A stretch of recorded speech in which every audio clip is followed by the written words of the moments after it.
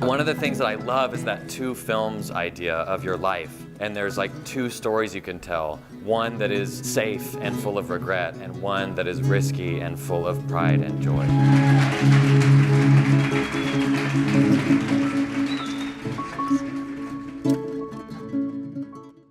Hello everybody, you can hear me okay? Yeah. I'm Robbie and this is my monkey, and we'll come back to him later. I'm just going to try and find a space for him to sit. So it's really, really good to be here. I'd like to thank Naomi in particular, who's been a real calming influence for me in the last 2 days, because I've had a very hectic week and I wasn't sure if I was going to make it, but I'm so pleased that I'm here. So I've got a few things to talk to you about in terms of what I've been doing for the last few years in telco, and particularly with communities and what that means. But because this is the Do lectures, I'm also going to talk a bit more than I usually do about me and how I've done those things, because I really like the idea of encouragement and sharing stuff, and I'm really pleased to get the opportunity to do some of that with you. So the talk, I was thinking of a name for the talk, and I just picked these two words, respect and connect, because I love language and they kind of rhyme, but they really mean something to me.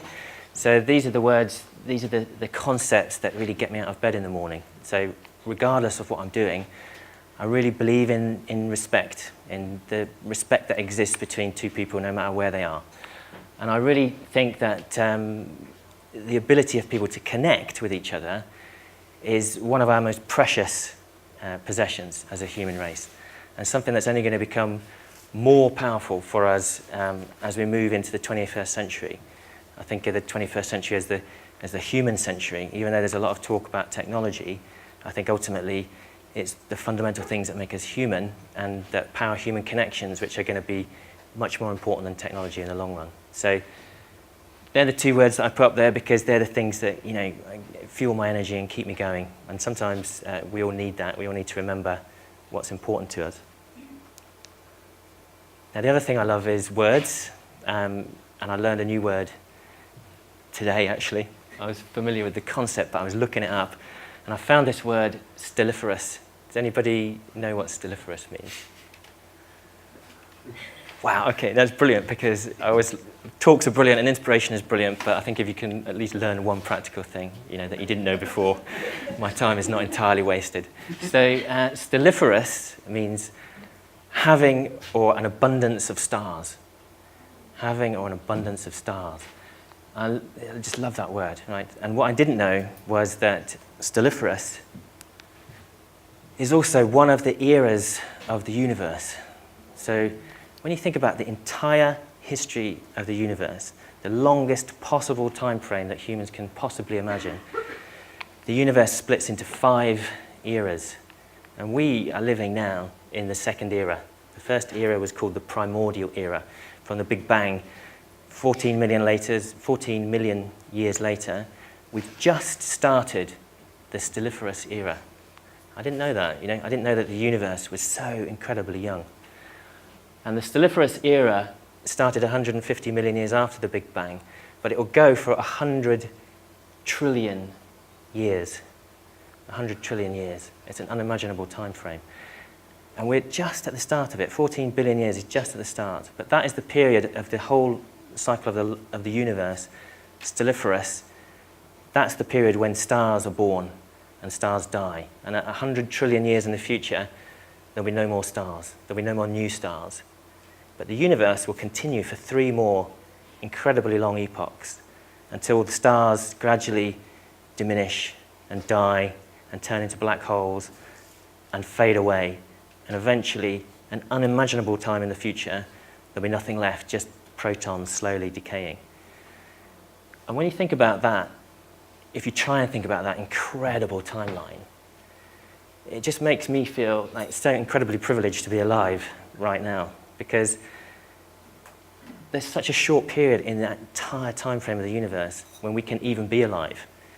We have to be in the stelliferous era, and we have to be on a planet that supports life, and we have to have gone through 5 billion years of evolution.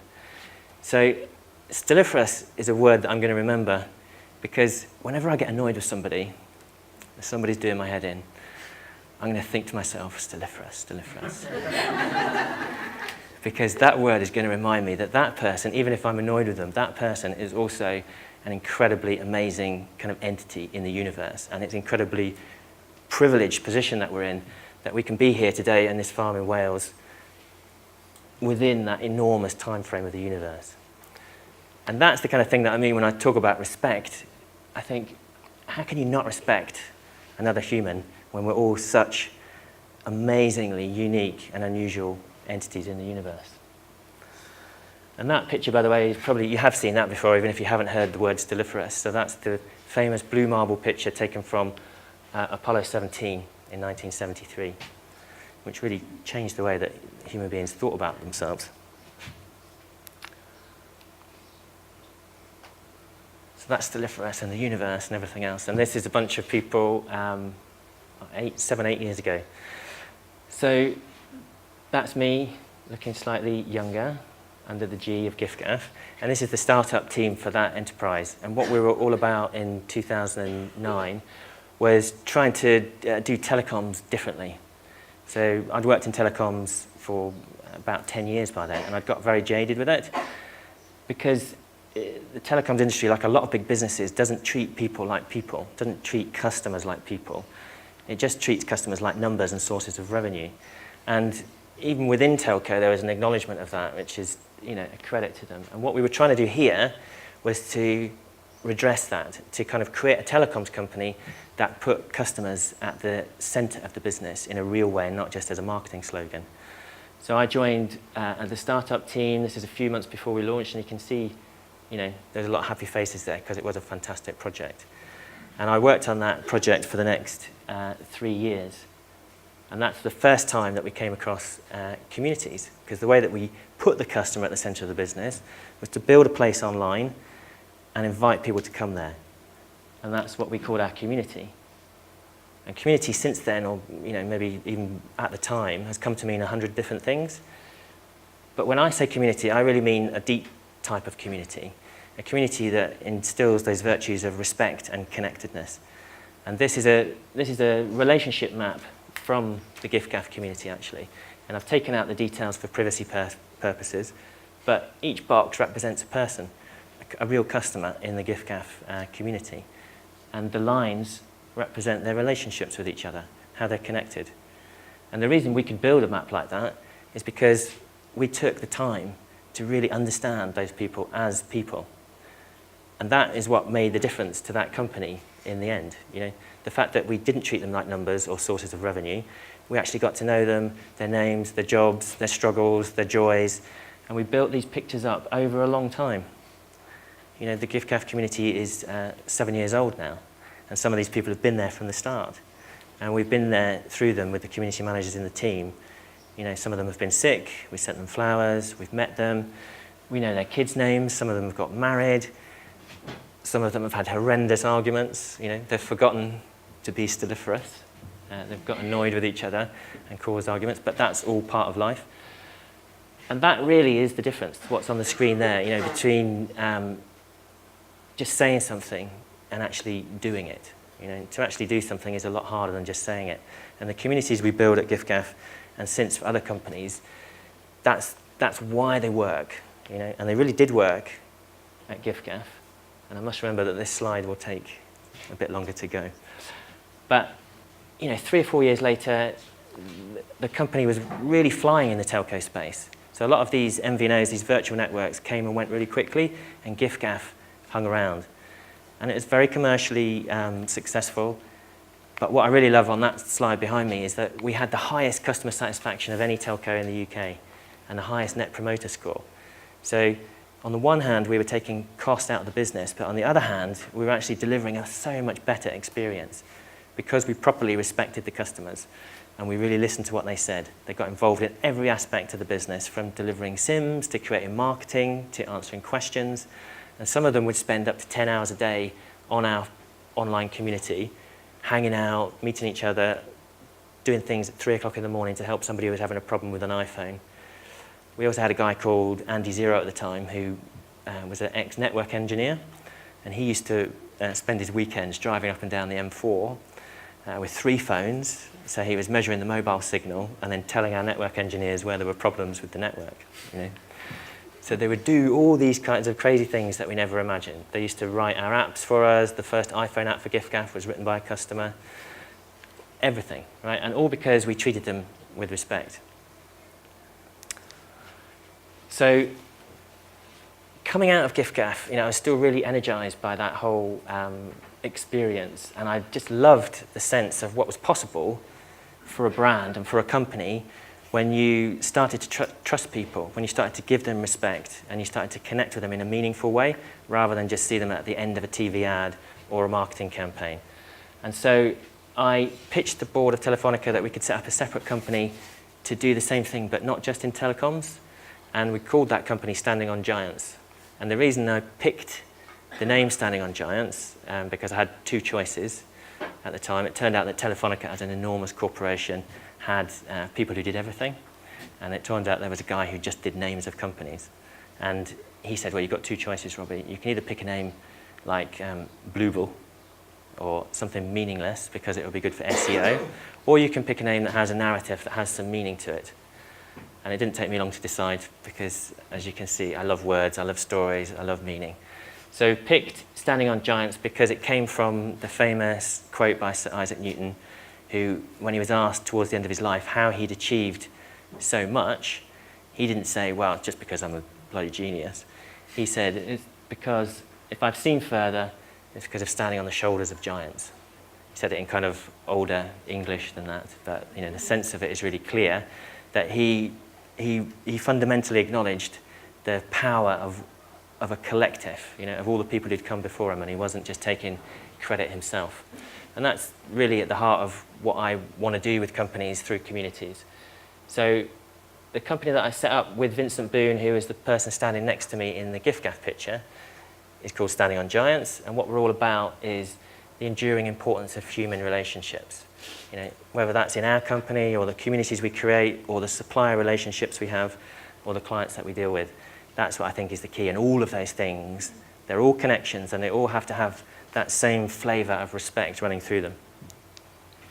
Standing on Giants has been really successful. We've done loads of things. And the most impressive thing or most thing that makes me proud of is the most recent thing is that Vincent and I have recently organised a management buyout of Standing on Giants. So within a couple of weeks, we will be the independent owners of Standing on Giants. So rather than being an intrapreneur, I'll be a fully fledged entrepreneur in a couple of weeks if everything goes to plan. And that's been an incredible, intense journey. And but we're really, really excited about the future because we've outcompeted a lot of bigger companies to win big clients already, clients like Airbnb. And we've got loads more exciting people in the pipeline. We're also working with not-for-profits, and we've got conversations going with a couple of local councils, because this type of engagement model can work, I think, all over the place. There's so many areas of our life where public trust has gone down and where the balance needs to be redressed, where those connections need to be made again. We were talking about housing maybe earlier and council services. But wherever you look, the trust in the public for everything has just gone down and down and down and down. And I think by reinstilling those virtues of connection and respect, we can rebuild that trust and we can achieve much better results right across the board in all aspects of society. So that's me, and that's what I've done so far, and that's where my talks would normally kind of stop. But I thought for this audience and for myself really interesting to talk to you a bit more about me and how I came to be doing this rather than something else. So we saw earlier a very grand picture of the Earth from space, and I've taken the same attitude to captioning here. So this is the desk rather than the Earth, and it's taken from my phone sitting on my bed a few days ago. And why I wanted to put this up here is that I think that it's so important when you think about doing something that you don't get carried away by all the things that could get in your way, and that you think that everything has to be perfect. I know I used to think like that at different points in my life. Whereas the reality is that if you have the curiosity and the belief and the determination, you can make anything happen, and you really don't need everything to be perfect. So this essentially was my office for the last 3 months while I was doing the MBO. And it's far from ideal, you know. And I didn't tidy it up for this picture. And you can see my wife's hairbrush and thing on there, and the TV screen where my son plays the PlayStation. And I'm not the most organized person, so there's bills and things on there.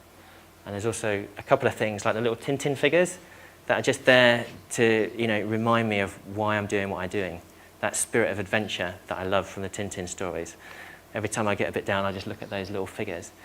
And I achieved so much on that desk, and I didn't need a big office. I didn't even need the office that I had before we had our second child. You know, with the curiosity and the belief, the world around you can just become so much more manageable.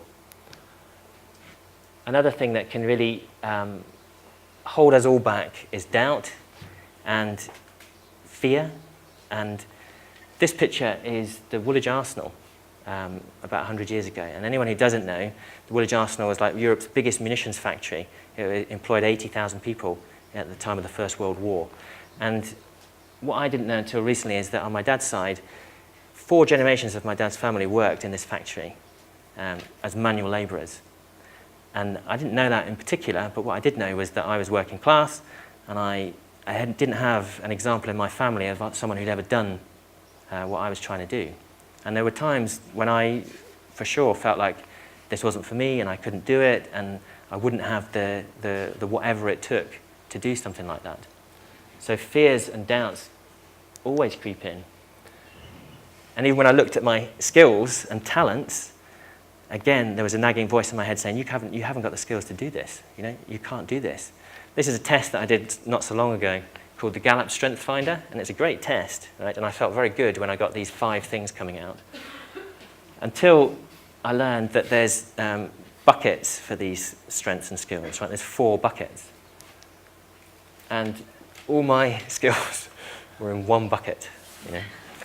So where I was feeling very kind of proud of myself for having those skills, I suddenly thought, my God, I'm completely unbalanced here, you know. There's no way I can do what I want to do if all my skills are in this one thing called strategic thinking. And then what I've managed to do is find ways to get over those things, right? To get past those doubts, to use the people around me. I had a coach last year, and this is a visioning exercise that she got me to do. And we don't have time to go into all of it. But what it really helped me, and what I love about it, is the fact that it's there constantly present. It's on the wall by my desk, you know. And whenever I get down, I just need to look at what's in the middle of that diagram. And that centers me and reminds me why I'm doing what I'm doing and why I'm going to get through whatever challenge I'm facing. And these are the key people that help me, a team that I built around myself, that Vincent and I put together to help us take Standing on Giants to the next level. And with curiosity, you can learn that, you know, you might not be able to do everything, but you can fill those gaps in a number of ways, and you can find people who do have the things you lack. And the quote at the bottom, nothing is created without the support of others, especially anything that moves the heart and educates the soul, is what I think about every time I think about not being able to do something. I think, wow, there are people out there who can help me. There's people I know who can do these things. And this is almost the last slide, so I'm almost on time, you see, which is amazing. So I'm a structured kind of analytical thinker, and I tried to put what I've just told you into something that you could use or I could think about later.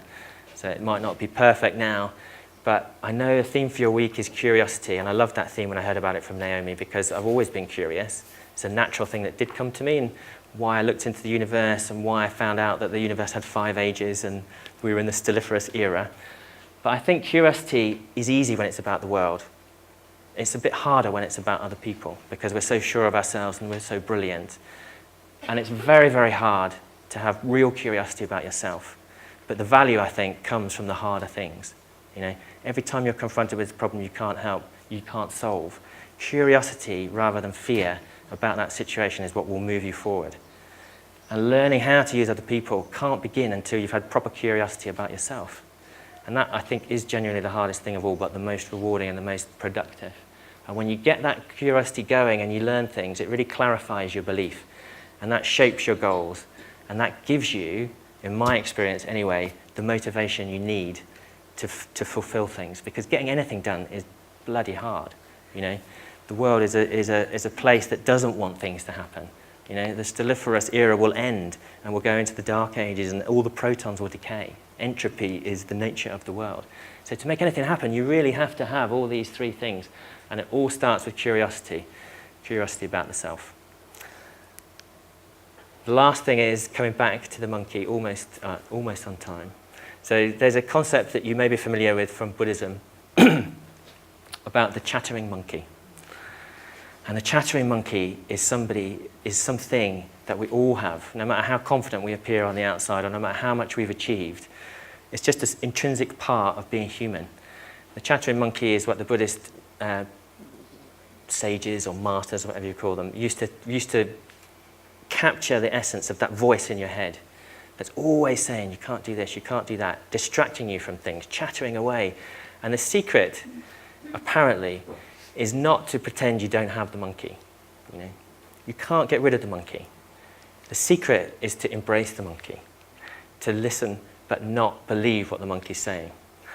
And I really like that idea because I've had a huge amount of problems with my monkey in the past, but he's here and now we're friends and I'm really pleased that he's here, but I don't believe what he says.